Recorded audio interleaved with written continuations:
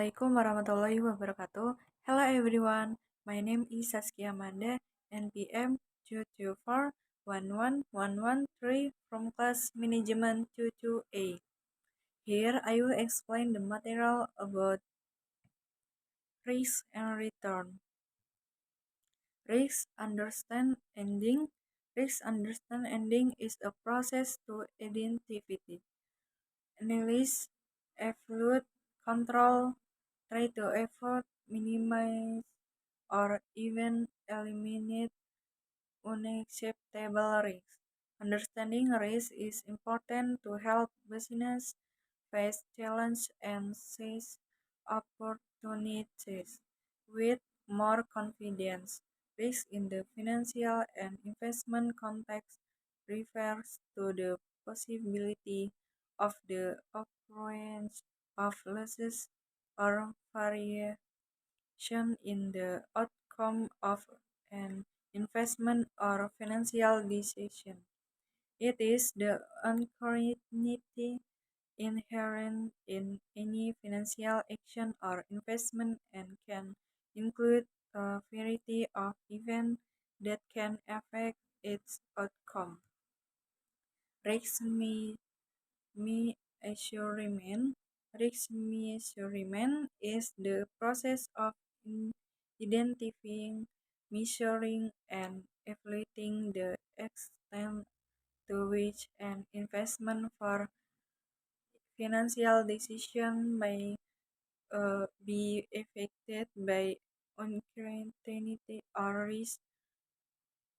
There are several methods used to measure risk in a variety of contexts, depending on the type of risk and the purpose of its analysis.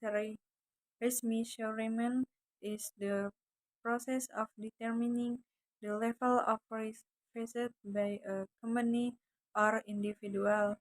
The following are some commonly used risk measurement techniques: measuring the severity of losses, loss frequency measurement, market risk measurement, credit risk measurement, measuring the risk of change in interest rates, operational risk measurement, risk and return relationship.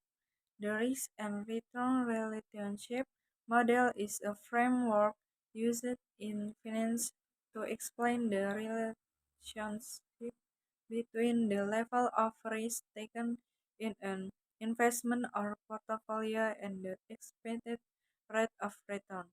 The two most well-known and widely used models of risk and return relationship are the capital asset pricing model and the French their three-factor model. The relationship between risk and return in investment is as follows. Risk and return have a positive relationship, meaning that the greater the risk taken, the greater the expected return. Risk and return are linear or unidirectional, meaning that the higher the rate of return, the higher the risk that must be borne.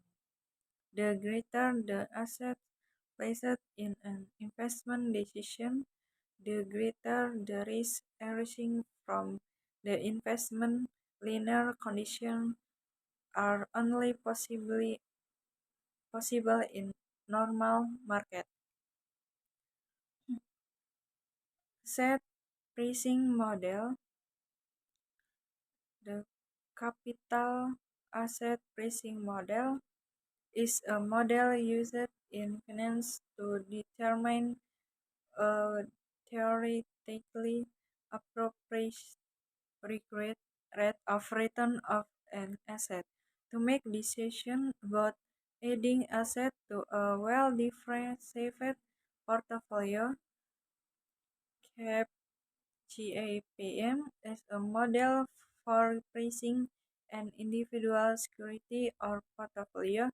For individual security, the model uses the security market line and its relation to expected return and systematic risk to show how the market must price individual securities in relation to their security risk class. The XML enables use to calculate the reward to risk ratio for any security in relation to that of the overall market. CAPM is built on the theory of modern portfolio, which divides investment risk into two types, systematic and non-systematic.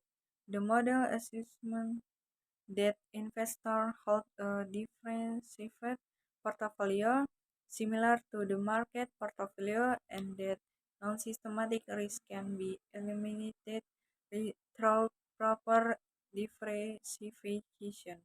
CEPM considers systematic risk beta, which is often ignored by other return models such as dividend discount models. Systematic risk is an important variable because it is not diversifiable and affects the entire market. The GEPM formula is used to calculate the asset appropriate required return or discount rate, which is the rate at which future cash flow produced by the asset should be discounted given that assets relative riskiness. The formula takes into account the risk-free rate, the expected market return, and the asset beta. Beta is a measure of an asset volatility in relation to the market as a whole. The higher the beta, the higher the expected return and the higher the risk. Although GPM is a widely used model, it has been criticized for its empirical failure in some tests, which implies that most applications of the model are invalid. However, modern GPM approaches have used beta that rely on future risk estimates rather than historical data, so solve for a future return of asset I. GPM is also used in the analysis of cryptocurrency asset. In summary, GPM is a model used in finance to determine a theoretically appropriate required rate of return of an asset to make decisions about adding assets to a well-diversified portfolio. It considers systematic risk beta, which is not diversifiable, and affects the entire market. The GPM formula takes into account the risk-free rate, the expected market return, and the asset beta to calculate the asset appropriate required return or discount rate.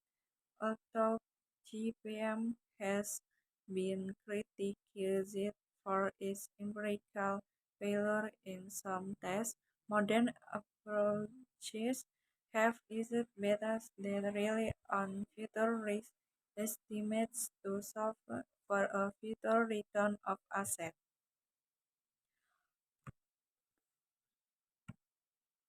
That's all the material I can convey. Thank you. Wassalamualaikum warahmatullahi wabarakatuh.